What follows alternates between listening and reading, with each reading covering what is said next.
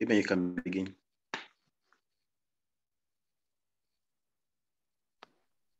All right, can you hear me? Yeah, I can hear you. Okay. Can everyone hear me? Good morning, everyone.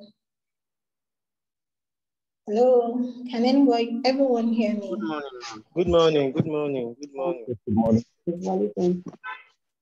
All right, good morning, everyone. My name is Amin Aimiu, and today I'm going to be talking about agile organization.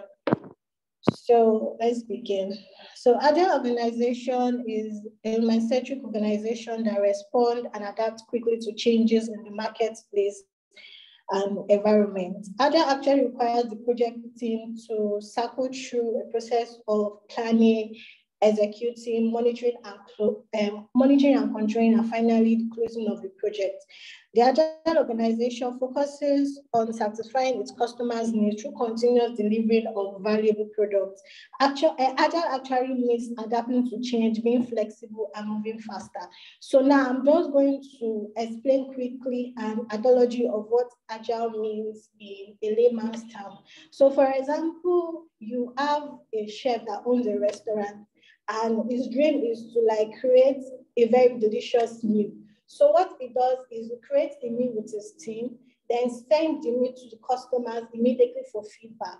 And that goes through in the first iteration. So after getting a feedback from the customers, then the customer then tell the chef maybe to add more spice, to add hot dogs, or to add shrimps, or something else to make the meal more palatable and delicious. So the chef goes back and works with his team on the feedback he got from the client. So when he works on the meal, then goes back and delivers the results to the client. So until the client is satisfied, the chef continues creating a meal to give back, which becomes an iteration. And for each iteration becomes a sprint.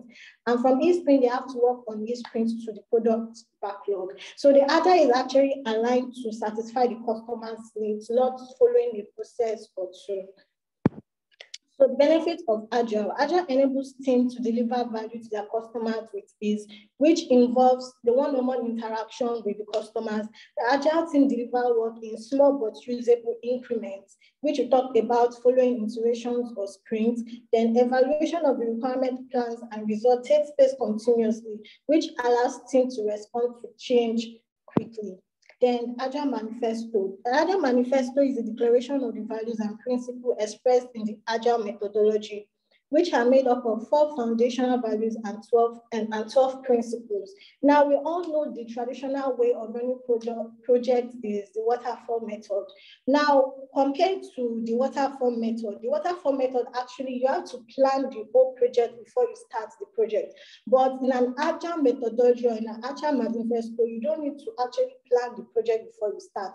You can start the project, then give the project for feedback, which goes through an iteration or sprint. Then you cannot continue working on the project with your team to get a very good result at the end. So in an Agile manifesto, we actually prefer going through individual and interaction. We prefer actually having a easy interaction with the clients and going through processes and tools. And also in an Agile manifesto, we actually prefer working product or software instead of comprehensive documentation, because we all know that so much documentation can actually waste the time of the project. Then another manifesto also prefer going through customer collaboration than contract negotiation. In most projects, the only time the client can have access to the project is probably maybe when they are signing the contract. But in an Agile manifesto, we actually prefer to have a one-on-one conversation with the client throughout the project to lead to a successful project. Then also in an Agile manifesto, we prefer to go through responding to change and following a path. Then here are the 12 principles of the 12 principles of Agile. We have the customer satisfaction, welcome change, deliver frequently, work together, motivate team, face-to-face interaction, working software, constant pace, good design, simplicity, self-organization, and reflect and adjust. Then we have various Agile methodologies. We have the extreme programming, Lean, Kanban, Scrum, crystals, and so on. So extreme programming, this is the framework that enables teams to create high quality software and improve the quality of life. While Kanban, this is the methodology that is used to design, manage, improve the flow of system. It can also be used to deploy work immediately without waiting for other work time. So Kanban, you don't necessarily need to go through stand-up meeting. You don't necessarily need to go through the sprint meeting or retrospective, but you just need to go through the product backlog. Then in Lean, this is a set of tools and techniques that aim to identify and remove waste to increase the speed of process development. Now, Lean literally just needs to eliminate waste so that you will get more resources in the project. Then Scrum is the Agile framework that is used to implement the idea behind Agile software development. Scrum is actually the most popular Agile methodology, and the difference between Scrum and other Agile methodology is that it makes use of artifacts, events, and roles. Then Crystal, this is the framework that focuses on people and interaction rather than processes and tools. Like I said earlier, that in the Agile manifesto that prefers going through people and individuals and interaction rather than processes and tools. It also works on the principle that projects are unique and dynamic, each requiring a specific method. Then now the Agile organization. Research demonstrates that successful Agile organization consistently exhibit the 5 trademarks. The 5 trademarks are structure, strategy, process, people, and technology. And the first trademark, which is strategy, goes through a shared purpose and vision, sensing and seizing opportunity, flexible resource allocation, and actionable strategy guidance. Then the second trademark, which is the structure, goes through clear fast structure, clear accountability roles, hands-on governance, active partnership, and ecosystem. Then the third trademark, which is a process, goes through rapid iteration and experimentation, standardized way of working, performance orientation, and continuous learning. Then people, which is the fourth trademark, have to be involved in a cohesive community, shared and servant leadership, entrepreneurial drive, role mobility. Then the last one, which is technology, which actually involving technology, architecture, systems, and tools, next generational technology and development and delivery process. Thank you. Wow. Thank you. Please, do you have any questions? That was a quick one, Amen. Please, if you need to comment or talk, please turn on your camera, because I know most cameras are actually off. Please, if you need to talk or comment, let me see who is talking. And all right, okay. So let me get my please. Oh, yeah, like she asked, any comments, any contribution, anything to add? Yeah. I like the discussion, just straight to the point, exact. Not too much drama, per se. All right. Okay. I hope my camera is still on now. Am I visible? I believe so, right?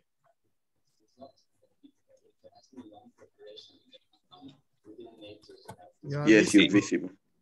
All right. So thank you, Mal. Okay, I don't know who was speaking, but thank you for the training today. So I have a question. My name is Debbie. Amen. Oh, Miss Amen. Oh, that's nice. All right. So okay, I have a question. All right. Okay. Let's say in what way can it's two in one question, for instance. Let's say in what way can Agile, can you hear me? My own personal network. Yeah, I think so. I can hear you clearly. Okay, I can hear you now. All right. So I have a question. Now it's two in one. Now the first one is now someone is speaking. I think Mr. Mohammed. Yeah, I think that's Mohammed. Yeah. Right, proceed. All right. Okay. Okay. So now my question is like two in one. In what way can can the adoption of agile methodology be useful rather in, let's say, in a case scenario where less adaptive to innovative change? So let's say, for instance, because larger organizations, most times larger organizations to a great extent, they tend to have this rigidity towards change, all right? And it appears to be that emerging organizations are more adaptive to innovative change than larger corporations. So, but now in a case where, for large organizations, in a case where, they're large and the demand on complexity is quite vast, how then can they adopt agile methodology to fast things up, being in a slow-driven system? That's the first one. Now, the second question then is, now, in an organization where everything is like so fast, processes are so fast, how can agile methodology help people who are yet to, who are working within this fast-paced system? How can agile methodology help them to be able to, find balance throughout the process that governs this fast-paced system? The first one is in a slow-based organization that are less adaptive to innovative change. How can they adopt agile? And the second one is in a very fast-paced organization where sometimes processes tend to be faster than even the, I'll use the term, the operation of the people. In what way can agile be adopted to ensure that the people are able to match up with the process? Yes, ma'am. Okay, thank you. So I think the first one is their slow-paced company. So I think they should start little by little in increments, because the thing about agile is agile involves in increments, which are iterations. So I think we should start little by little, not in like fast pace, like you should do everything at once. I think we should start little by little in increments rather than going in fast paced for the first question. I think so. Then the second one, I really don't know. I really don't know how a fast-paced company would involve agile, because if they are fast-paced, that means they are agile itself. Because as far as they are able to deliver the project on time and the project is successful, I think they should just continue with being fast-paced. So. Okay. The reason why I asked the question was linked to something that was made by, I think, that was SpaceX and Tesla. Now, SpaceX and Tesla, it's as though they are running on horsepower. Like every single person there is like so fast that if you don't match up to the process, you cannot even be choosing, cannot even be taken. So such organization, to an extent, they place more demand on the process than the operation of the people. So if, for instance, let's say one of us here, let's say, all right, you're given the opportunity to work in test is like a case study, right? So, and it's all fast, like everything is moving so fast, but then it's all fast in delivery externally, but internally, not everybody is able to match up with that speed. So that's why I asked the question, because most times it appears to be that the externals and the individuals to which our efforts have been driven towards maximum satisfaction for them. Sometimes we tend, those who are the internal team, we tend to carry out all the load, all the pressure, all the burnout and everything. So that's why I asked the question, Ma. But nevertheless, thank you, Ma. Thank you. Yeah.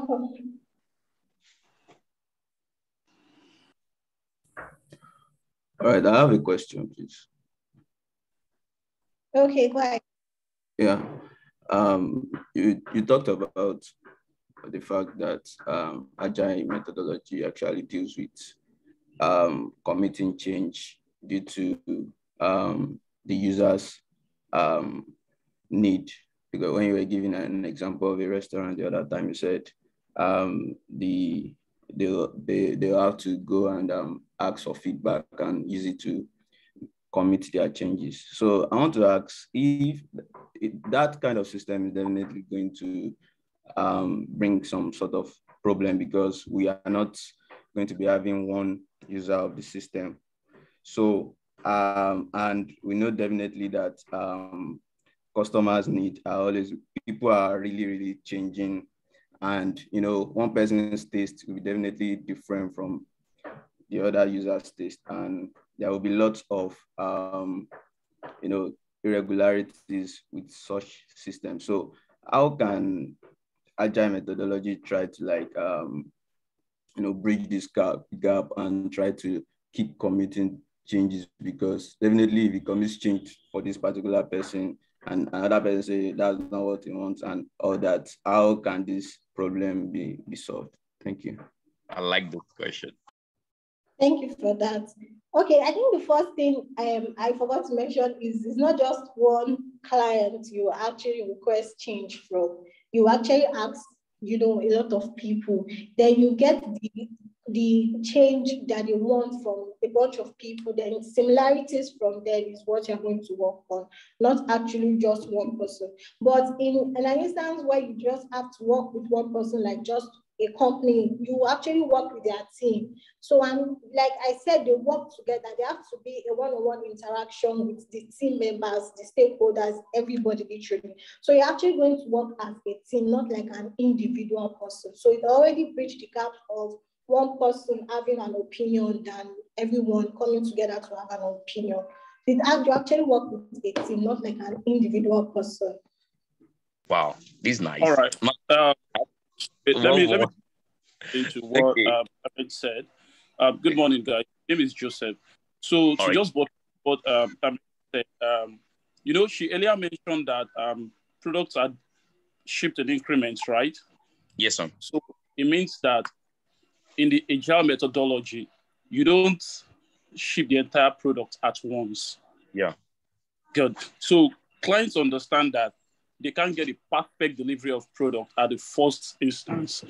Yeah. So there's an introduction. There's a concept of MVP, minimum viable product. Yeah. So the concept ensures that we experiment, we create, we learn, and we experiment again. So clients are aware that they will not get the perfect product at the beginning, but they will always get it in increment before we attain perfection in the agile framework. Thank you. I have a question. This is nice. I have a question, Mark, just in relation to what was asked previously. Now, I think, I don't know who asked the question, but then how about in a case scenario? Now, I'm using case scenarios. Now, in a case scenario where you're in a, let's say, you have multiple clients per se, and out of these, I'll use the term markets, right? I like using such segmentations.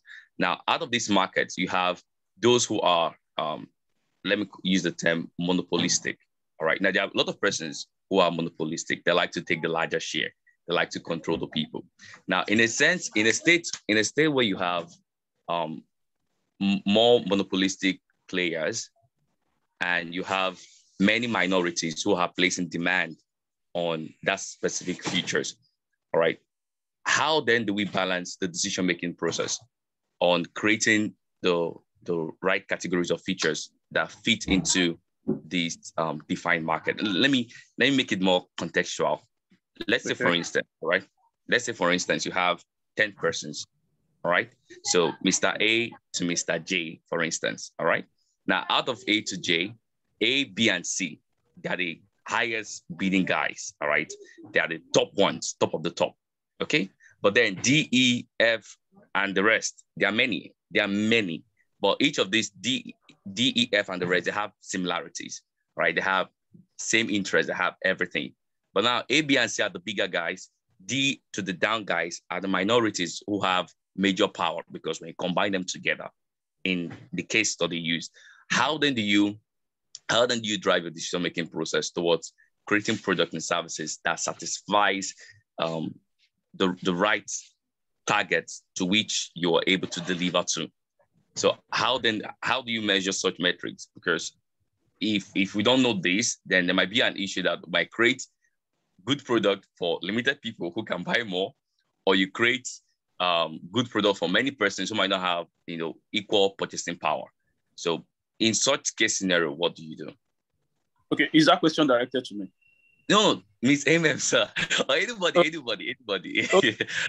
So let me quickly take that, because for me, you said what is the metrics, right? So yes, sir. First and first, when you are creating a product for the market, you really want to understand that there is a segmentation, right? Yes, sir. Okay, so this customer wants this, this customer wants this. So apparently, the entire market cannot want just one single thing. That is why we have different brands. Someone drives a Tesla, someone drives a Toyota, right? Yes, someone drives a Honda, someone drives Cadillac. So, yes, but what I think is most important is, what is the market share? What is in it for me as a business, right? When we are creating a product, in the process of product development, we are looking at, okay, so number one, the market share. Number two, market size. Customer satisfaction, right? So definitely have to segmentation of customer. Let's say the bourgeoisie now, the guys that what do you call? Yeah, I get. You understand? So you want to design their product to fit into what they. So you are slashing your market into two. Is a win-win. Exactly. Their product into what they want, and the other guy, you give them what they want, right? You got, sir. You got. Thank you, sir. Thank you. Thank you.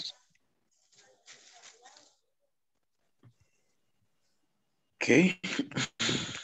Well done, Elijah. Thanks, sir. Yeah. Did he leave? He left, right? No, I think he should be around somewhere. Okay, Joseph. Okay. Well done, Joseph. He turned off his camera. Okay. Yeah, Alex, thank you for contributing too. Another question for Mrs. Amen. Okay, Miss Amen, you are actually supposed to ask questions to evaluate people's understanding about what you've said. Maybe we still have like I think it's like a question, then I have questions, but I think the question have covered everything, so I don't have any question to ask. That's nice. Are you trying to cover up for them or what?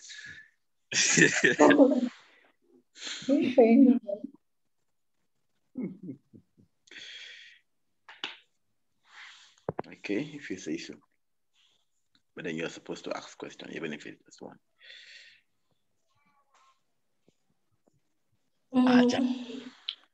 Yeah. Any other contribution? Okay. I would love to say this. If there's nothing else to add to the topic at hand, please, in case you have an issue with your schedule, do not wait to the day you are scheduled. I'm expecting you to present or expecting to hear from you, and you come and tell me that you can't present on that day, that should reschedule you. It's not going to work that way. At least if you come to me like a week before that, okay, you'll be able to present, or at least 3 days before, I could push someone to take your place. Not coming to me on the exact day you're supposed to present.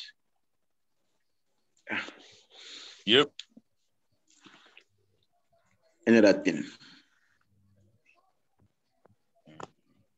Okay, if there's none, I'd like to thank everybody that came for today's KB section. I hope and love to see everybody again by next week. Yeah. Thank you very much. Have a lovely working day. You too, sir. Thank you. And happy weekend in advance. You too. Thank you. Yeah. Same to you.